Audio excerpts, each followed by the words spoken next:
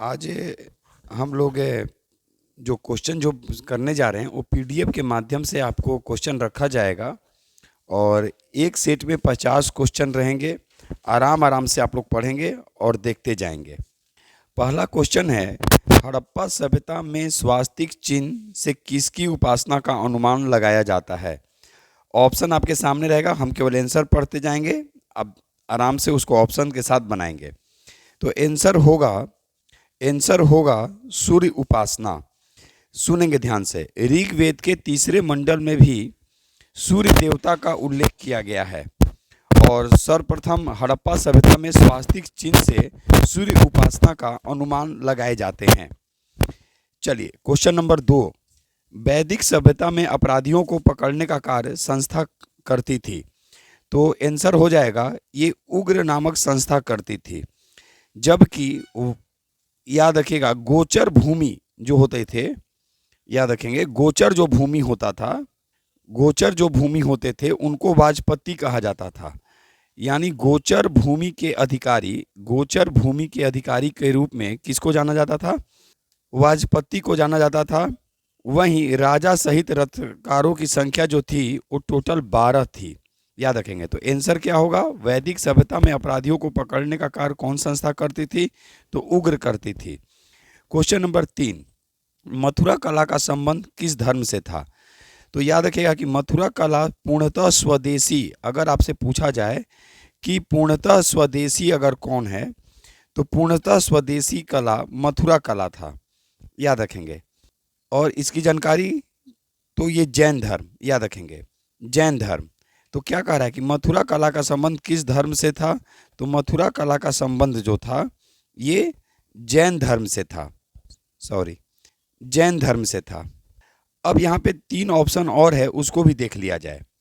3 option क्या कह रहा है, ध्यान रखेंगे।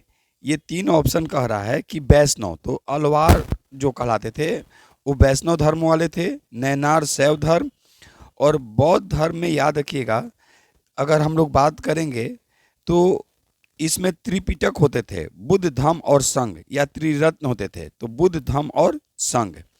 चलिए क्वेश्चन नंबर 4, गृह त्याग के बाद बुद्ध सर्वप्रथम कहाँ गए थे? तो गृह त्याग के बाद बुद्ध जो सर्वप्रथम जो गए थे वो वैशाली में गए थे, याद रखिएगा। लेकिन अगर आपसे पूछा जाएगा कि प्रथम उपदेश कहाँ दिए थे, तो प्रथम जो उपदेश जो दिए थे, याद रखिएगा ये प्रथम उपदेश सारनाथ में दिए थे, याद रखेंगे। चलिए आगे। क्वेश्चन नंबर 5, निम्नलिखित में से बुद्ध के अनुयायी थे? तो आंसर इसका हो जाएगा ऑप्शन डी, यानी उपयुक्त सभी। यानी बिंबिसार भी थे, प्रश्नजीत भी थे और उदयन भी थे। अब यहाँ पे एक क्वेश्चन और आपसे पूछा जा सकता है, याद रखिएगा कि बिंबिसार जो थे वो किस वंश के संस्थापक थे? तो ये बिंबिसार जो थे ये हर्यक वंश, याद रखिएगा। उदयन भी हर्यक वंश। गंगा और सोन नदी के संगम पर, याद रखिएगा गंगा और सोन नदी के संगम पर पाटलिपुत्रा की स्थापना उदयन के द्वारा की गई थी। चलिए क्वेश्चन नंबर 6, सूत पिटक में कितने निकाय हैं? तो आंसर हो जाएगा 5। अब ये आपको याद रखना है, ये पांचों का नाम याद रखना है। एक क्वेश्चन और यहाँ पे बन सकता है कि सूत पिटक की रचना किस बौद्ध संगीति में हुई थी? तो सूत पिटक की रचना प्रथम बौद्ध संगीति में हुई थी। क्वेश्चन नंबर 7, थिगसे बौद्ध मठ भारत के किस महत्वपूर्ण स्थान पर, याद रखिएगा, स्थित है? तो आंसर हो जाएगा लद्दाख। आपको कमेंट्स करके बताना है कि धर्मशाला में कौन सा बौद्ध मठ है, याद रखिएगा। बौद्ध मठ का नाम आपको बताना है धर्मशाला में। धर्मशाला कहाँ है? हिमाचल प्रदेश। चलिए क्वेश्चन नंबर 8, क्वेश्चन नंबर 8 देखेंगे।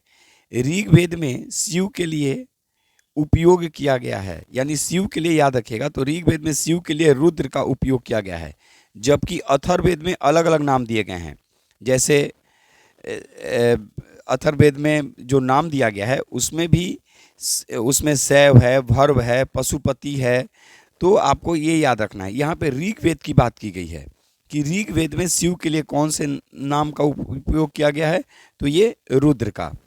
क्वेश्चन नंबर 9, बरकरी संप्रदाय के संस्थापक थे, तो याद रखिएगा बरकरी संप्रदाय के नामदेव।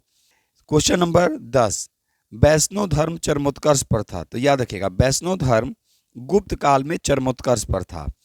उसी तरह याद रखेंगे, देखेंगे मौर्य वंश, तो अब इसके बारे में आपको याद रखना है इंडिका के बारे में कि मौर्य या इंडिका से मौर्य वंश के बारे में जानकारी मिलती है। उसी तरह चाणक्य के अर्थशास्त्र में भी मौर्य वंश की जानकारी मिलती है। चलेंगे क्वेश्चन नंबर 11, किस संप्रदाय को जंगम भी कहा जाता है, तो याद रखिएगा लिंगायत। और ये दक्षिण भारत का सबसे बड़ा संप्रदाय, अगर बोलेंगे कि दक्षिण भारत का सबसे बड़ा संप्रदाय या प्रसिद्ध संप्रदाय, तो ये लिंगायत संप्रदाय है। क्वेश्चन नंबर 12, मगध के प्राचीन वंश का संस्थापक था, तो आंसर हो जाएगा बृहदर्थ, याद रखेगा। और राजधानी पूछेगा कि राजधानी कहाँ, तो राजधानी राजगृह, याद रखेगा राजगीर या राजगृह या गिरिब्रज, याद रखेंगे गिरिब्रज, ये भी याद रखेंगे। क्वेश्चन नंबर 13, शिशुनाग ने अपनी राजधानी स्थापित की थी, तो याद रखेगा शिशुनाग ने अपनी राजधानी वैशाली यानी पाटलिपुत्रा से हटाकर शिशुनाग ने अपनी राजधानी वैशाली में स्थापित किया।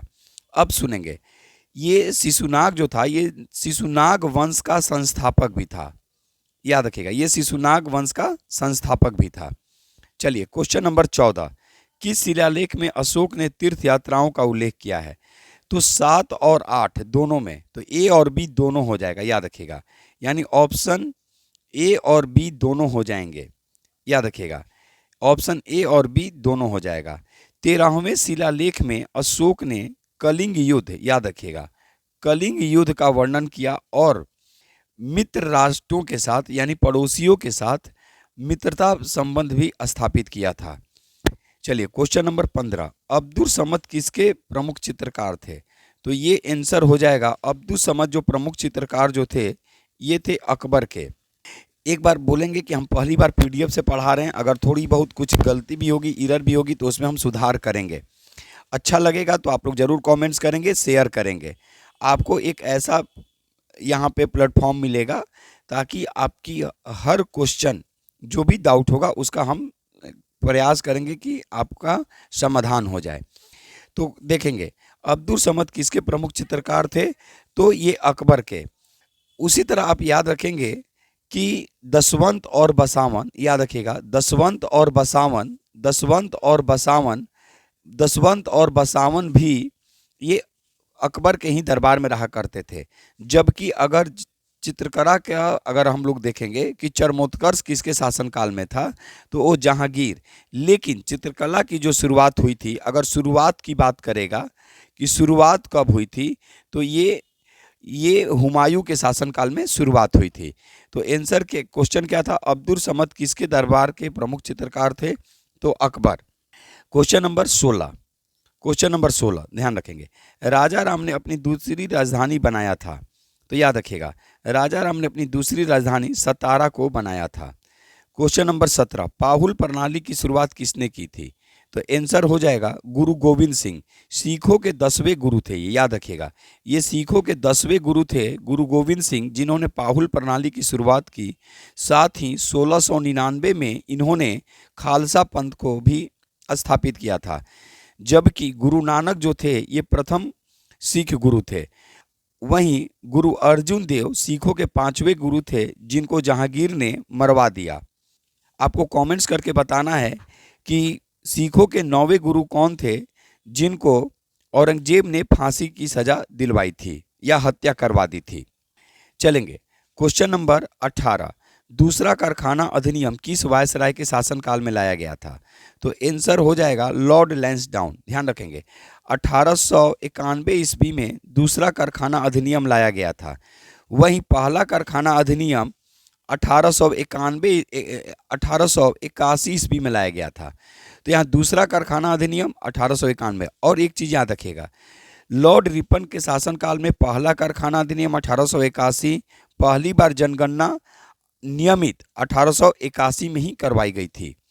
चलिए क्वेश्चन नंबर 19, बॉम्बे क्रॉनिकल के संपादक थे तो बॉम्बे क्रॉनिकल के संपादक थे फिरोज शाह मेहता। क्वेश्चन नंबर 20, खासी विद्रोह के नेता थे, तो खासी विद्रोह के जो नेता थे वो थे तीरथ सिंह। याद रखिएगा, वो थे तीरथ सिंह। ये खासी विद्रोह कहाँ हुआ था? तो ये खासी विद्रोह असम में हुआ था, याद रखिएगा। उसी तरह गोमधर कुंवर ये अहोम विद्रोह के नेता थे, ये अहोम विद्रोह के नेता थे और ये भी असम में ही हुआ था, ये भी असम में ही हुआ था।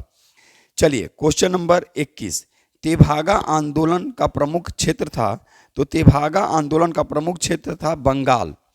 बंगाल ये 1946 में, याद रखिएगा 1946 में तेभागा आंदोलन हुआ था, याद रखेंगे। आपको कमेंट्स करके बताना है कि इसके प्रमुख नेता कौन थे। चलिए question number 22, new lamp for old प्रकाशित किया गया था, तो ये न्यू लैम्प फॉर ओल्ड प्रकाशित किया गया था अरबिंदो घोष के द्वारा।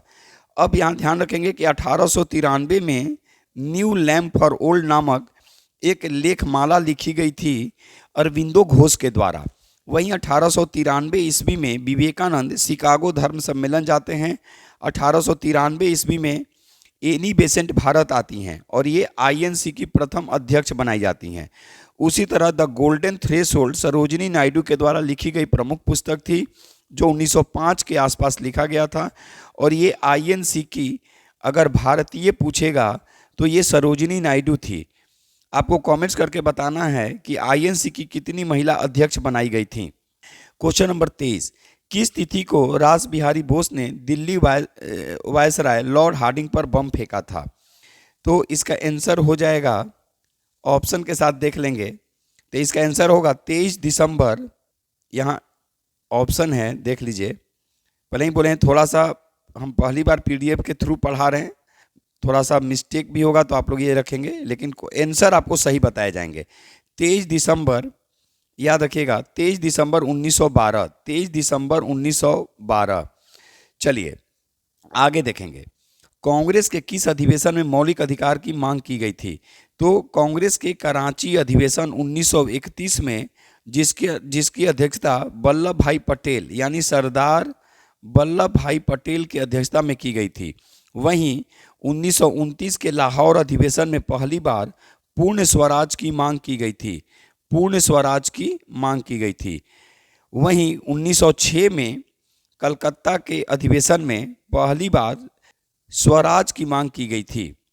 चलिए क्वेश्चन नंबर 25, व्यक्तिगत सत्याग्रह के तीसरे सत्याग्रही थे, तो इसका आंसर हो जाएगा ब्रह्मदत्त, जबकि प्रथम थे विनोबा भावे और दूसरे थे जवाहरलाल नेहरू। क्वेश्चन नंबर 26, निम्नलिखित में से कौन सुमेलित नहीं है? तो इसका आंसर हो जाएगा वेद समाज। ये थे आचार्य केशव चंद्र सेन, याद रखिएगा केशव चंद्र सेन। इन्होंने 1867 ईस्वी में वेद समाज की स्थापना की थी, जबकि स्वामी दयानंद सरस्वती जो थे ये आर्य समाज के संस्थापक थे। क्वेश्चन नंबर 27, भारत भारती पुस्तक के लेखक कौन हैं? तो याद रखिएगा मैथिली शरण गुप्त। जबकि भारत दुर्दशा की बात करेगा कि भारत दुर्दशा किसने लिखी, तो ये भारत दुर्दशा जो लिखा गया था भारतेंदु हरिश्चंद्र। क्वेश्चन नंबर 28, किस युद्ध के बाद विजयनगर साम्राज्य का पतन हो गया था? तो आंसर हो जाएगा, याद रखेंगे आंसर होगा तालिकोटा का युद्ध। तालिकोटा का युद्ध ये हुआ था 1565 ईस्वी में। वहीं अगर हम लोग देखेंगे कि पानीपत की तीसरी लड़ाई 1761 में, वहीं हल्दी घाटी का युद्ध आपसे जो पूछा जाएगा कि किनके बीच, और कन्नौज का युद्ध, तो ये आपको दोनों कमेंट्स करके बताना है कि हल्दी घाटी और कन्नौज का युद्ध किस वर्ष लड़ा गया था, किस वर्ष लड़ा गया था और किनके बीच लड़ा गया था। चलिए क्वेश्चन नंबर 29, अप्रत्यक्ष चुनाव प्रणाली में कौन सा कथन असत्य है? या आप ऐसे देख सकते हैं, इसको ध्यान रखेंगे कि अप्रत्यक्ष चुनाव प्रणाली से जो क्वेश्चन जो पूछा जाएगा तो इसका देखिए 1892 के अधिनियम परिषद में अप्रत्यक्ष चुनाव प्रणाली की बात की गई थी और वहीं पर कार्यकारिणी से प्रश्न पूछने की भी शक्ति दी गई थी। तो ये दोनों ये सही है, तो असत्य पूछ रहा है तो असत्य में याद रखिएगा ए और बी दोनों हो जाएगा, ए और बी दोनों हो जाएंगे। चलिए, क्वेश्चन नंबर 30, सांप्रदायिक निर्वाचक के जनक के नाम से जाने जाते हैं, तो ये हो जाएगा लॉर्ड मिंटो। 1909 का अधिनियम भी कहा जाता है, याद रखिएगा। मार्ले मिंटो, 1909 के अधिनियम को मार्ले मिंटो सुधार अधिनियम के नाम से भी जानते हैं। और सांप्रदायिक निर्वाचन में क्या हुआ, पहली बार मुसलमानों के लिए यानी मुस्लिमों के लिए पृथक निर्वाचन, चुनाव में पृथक निर्वाचन की बात की गई। चलिए, क्वेश्चन नंबर 31, आज कुल जो संख्या होगी क्वेश्चन की लगभग 50 होगी। अगर आप लोग को अच्छा लगेगा तो इसकी संख्या बढ़ा दिए जाएंगे। केंद्र में द्विसदनात्मक विधायिका की स्थापना कब की गई थी, तो इसका आंसर हो जाएगा 1919 का भारत शासन अधिनियम, जिसको मॉन्टेग्यू चेम्सफोर्ड अधिनियम भी कहते हैं। मॉन्टेग्यू चेम्सफोर्ड अधिनियम भी कहा जाता है। क्वेश्चन नंबर 32, प्रस्तावना की भाषा किस देश के संविधान से लिया गया है, आंसर होगा आयरलैंड, लेकिन सिर्फ प्रस्तावना हो जाएगा तो ये हो जाएगा अमेरिका। एक और यहाँ पे क्वेश्चन बनता है कि भारत के संविधान में प्रस्तावना को कितनी बार संशोधन किया गया, तो प्रस्तावना में मात्र एक बार संशोधन किया गया था, 42वें संविधान संशोधन अधिनियम 1976 में। क्वेश्चन नंबर 33, किस रंग का अपवर्तनांक सबसे कम होता है, तो आंसर हो जाएगा लाल। और तरंग दैर्घ्य किसका ज़्यादा होता है, तो अगर तरंग दैर्घ्य पूछेगा तो तरंग दैर्घ्य जो ज़्यादा होता है ये लाल का होता है। क्वेश्चन नंबर 34, प्रोटॉन की खोज किसने किया, तो प्रोटॉन की खोज गोल्डस्टीन ने किया। याद रखिएगा, न्यूट्रॉन चैडविक, और याद रखिए इलेक्ट्रॉन का जे थॉमसन। यानी न्यूट्रॉन पूछेगा, न्यूट्रॉन और प्रोटॉन पूछता है, तो याद रखिएगा यहाँ इलेक्ट्रॉन हम लिख दे रहे हैं। चलिए, क्वेश्चन नंबर 34 हो गया। क्वेश्चन नंबर हम लोग 35 पे अब बात करेंगे। क्वेश्चन नंबर 35 देखेंगे, कह रहा है कि पृथ्वी के ध्रुव पर नमन कोण का मान, तो ध्रुव पे पूछ रहा है तो ये 90 डिग्री हो जाएगा, और विषुवत पे अगर रहता या भूमध्य पे रहता तो 0 डिग्री होता। चलिए, क्वेश्चन नंबर 36, राष्ट्रीय अति चालकता विज्ञान एवं तकनीकी बोर्ड की स्थापना किस वर्ष की गई थी, तो ये की गई थी 1991। और एलपीजी की अवधारणा भी 1991 में ही आई थी। उस समय भारत के प्रधानमंत्री पीवी नरसिम्हा राव थे। चलिए, क्वेश्चन नंबर 37, जिन नाभिकों में प्रोटॉनों की संख्या कितना से अधिक होता है वह अस्थायी होता है, तो इसका आंसर हो जाएगा 83। क्वेश्चन नंबर 38, चीनी का जलीय विलयन किसका उदाहरण है, तो इसका हो जाएगा आंसर समांग मिश्रण। अगर बारूद पूछता तो बिस्मांग। क्वेश्चन नंबर 39, किस वर्ष मोल को इकाई के रूप में स्वीकार किया गया, आंसर हो जाएगा 1967। क्वेश्चन नंबर 40, समसूत्री विभाजन कितने समय में समाप्त हो जाता है, तो ये सबसे छोटी अवस्था होती है, ये 2 से 3 मिनट में समाप्त हो जाती है। चलिए, क्वेश्चन नंबर 41, संपूर्ण फलों को कितने भागों में विभाजित किया गया है, तो ये 3 भागों में विभाजित किया गया है। क्वेश्चन नंबर 42, एरिल किस फल का खाने योग्य भाग है, तो याद रखिएगा एरिल जो है ये लीची का है। एरिल जो है यहाँ इसका ऑप्शन है, एरिल जो है लीची का है। वहीं अगर जूसी फेयर की बात करेंगे तो जूसी फेयर के रूप में नारंगी। क्वेश्चन नंबर 43, किस हार्मोन के कारण बौने पौधे लंबे हो जाते हैं, तो इसका आंसर हो जाएगा जिब्रेलिन्स। और यहीं पे याद रखिएगा एब्सिसिक एसिड को एबीसी एसिड भी कहा गया, याद रखिएगा। जंगल की आग को कहा जाता है, तो आंसर हो जाएगा ढाक, याद रखिएगा ढाक। यहाँ ठाक लिखा गया है तो इसको ढाक आप लोग कर लेंगे। क्वेश्चन नंबर 45, नदियों में जल प्रदूषण की माप की जाती है, तो आंसर हो जाएगा याद रखेंगे O2 यानी O2 के घुली हुई मात्रा से, यानी ऑक्सीजन की घुली हुई मात्रा से।